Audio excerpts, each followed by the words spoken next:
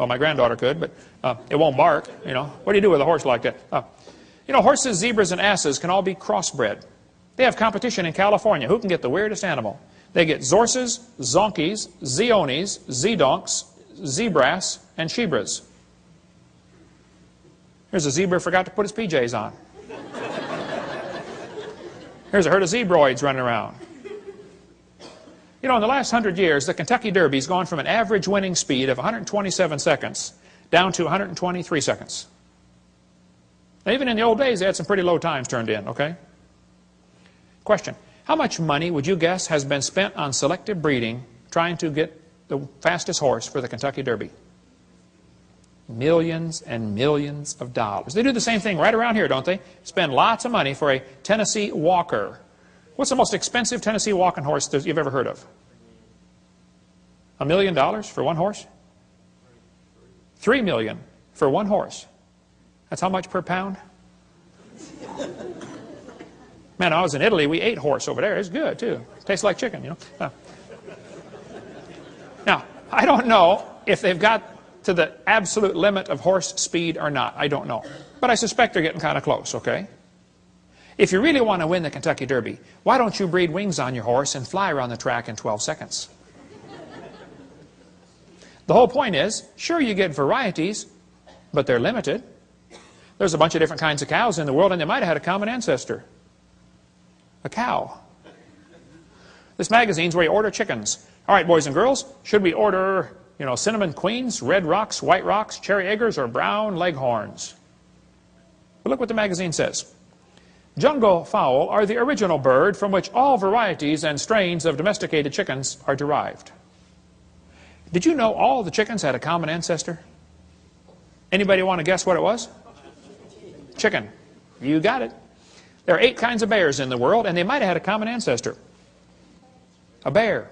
You know, broccoli, cabbage, cauliflower, and Brussels sprouts all have a common ancestor called a plant.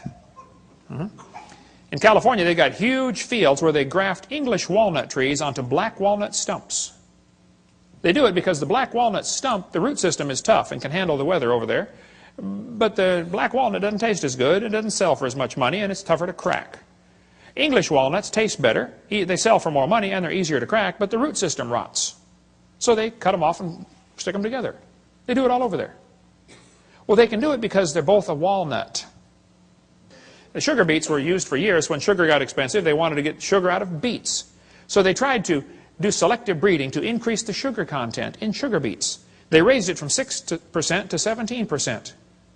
But could not, they ran into a brick wall. Hey, can't go past 17. And the further they got away from the normal wild sugar beet, the more problems they started having. Now you got to babysit the field and spray pesticides and bugicides and everything else on it. Okay? Because its disease resistance goes down. People say, don't bacteria become resistant to drugs? Well, that's because they lose information, not gain it. I'll show you. Dr. Spettner points out, this is based on a misunderstanding. For the mutations that cause antibiotic resistance still involve information loss. For example, to destroy a bacterium, the antibiotic streptomycin attaches to part of a bacterial cell called ribosomes. Mutations sometimes cause a structural deformity in ribosomes. Since the antibiotic cannot connect with the misshapen ribosome, the bacterium is resistant. Even though this mutation turns out to be beneficial for the moment, it still constitutes a loss of information, not a gain. No evolution has taken place. The bacteria are not stronger. In fact, under normal conditions with no antibiotic present, they are weaker than their non-mutated cousins. I'll give you an example. Suppose somebody's coming through town and they're handcuffing everybody, taking them off to jail, and then they're going to kill them. But you don't have any arms, so they can't handcuff you. Aha. Is that a beneficial mutation to not have arms? Well, yeah, for the moment, okay. But in long term, it's not beneficial, okay? And so all the examples they ever point to are bacteria becoming resistant to drugs. That's a loss of information, not a gain. The Bible is correct. They bring forth after their kind.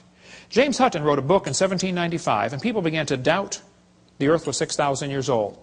Charlie Lyell wrote a book in 1830, and people began to doubt the flood, and Charlie Darwin's book made people doubt the Creator. And by the mid-1800s, people were wondering, wow, if God didn't do it, How did we get here? Who's in charge of the world? That led directly to the rise of communism, Marxism, socialism, Nazism. We'll cover that on Seminar Part 5. Politically incorrect, the dangers of this evolution theory. Now, Darwin didn't originate the evolution theory. It was around before him. He just simply made it popular, okay? But Timothy was warned by Paul here in 1 Timothy 6. You be careful about avoiding profane and vain babblings and oppositions of science falsely so called. Hitler said, let me control the textbooks, I'll control the state. Professor Wilson at Harvard University said, as were many persons from Alabama, I was a born-again Christian. When I was 15, I entered the Southern Baptist Church with great fervor and interest in the fundamentalist religion. I left at 17 when I got to the University of Alabama and heard about evolution theory. He lost his faith, first year of college. That's what happened to Philip Wentworth. Studied for the ministry at Harvard, lost his faith, gave up on the ministry. That's what happened to Scott. He almost lost his faith till somebody showed him one of my videotapes. And he said, oh, man, you saved my faith, Brother Hovind. This, Marty wrote me and said, I want to let you know your ministry's been a blessing to me. I'm one of the high school students in the anthropology class that is a victim of the dangers of evolution teaching. I was very discouraged and questioned the existence of God. I listened to your seminars and that completely encouraged me and it was a blessing to me. Yay, rescued one. It's amazing how many thousands of people down through history have lost their faith because of this evolution teaching. Karl Marx studied, said he wanted to serve God with his life, went off to college, became an evolutionist. Comrade Stalin. There was a special this afternoon on TV. How many saw that about Comrade Stalin on the History Channel? He went to a Christian school, read Darwin's book, became an atheist, killed between 60 and 100 million of his own people. Andrew Carnegie became an evolutionist reading Darwin's book. He said it freed him from the shackles of religion. Light came in as a flood and all was clear. Not only had I got rid of theology and the supernatural, but I found the truth of evolution. Carnegie left behind millions of dollars to make sure evolution is taught in our schools. He funded the National Center for Science Education. The list is really long. We'll have to quit now. But 75% of kids from Christian homes that go to public schools lose their faith after 1 year of college. What's in these textbooks anyway? What are they teaching our kids that's making them lose their faith?